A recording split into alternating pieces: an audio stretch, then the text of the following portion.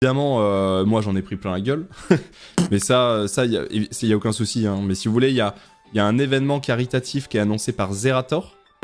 Une des personnes qui s'en prend le plus dans la gueule, c'est moi. Donc, let's go. Mais non, il y a pas de souci. En fait, moi, le seul truc qui me fait vraiment très très peur, ça a vraiment aucun sens. Le seul truc qui me fait vraiment peur, je vais être tout à fait honnête avec vous, c'est que, en fait, à crier au racisme à tout va, en permanence, pour des raisons complètement improbables, des fois, j'ai l'impression que sur Twitter, il y a des comptes qui crient au racisme, mais qui ont été créés par des fachos pour créer une ambiance de haine, pour justement mettre en avant ce truc-là.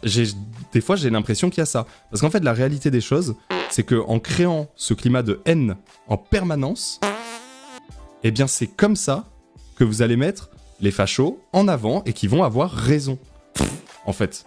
Donc il faut vraiment arrêter de constamment parler racisme. Je trouve ça indispensable de le répéter, mais utiliser des termes et des notions comme le racisme pour dénoncer des choses ou pour dire qu'on n'est pas content pour une chose, alors qu'il n'y a pas de ça, c'est hyper dangereux parce que c'est des causes qu'il ne faut pas négliger, qu'il ne faut jamais oublier, qui existent dans notre quotidien partout autour de nous. Le racisme, il est là, il est autour de nous, mais il n'est pas là en fait, c'est pas ça.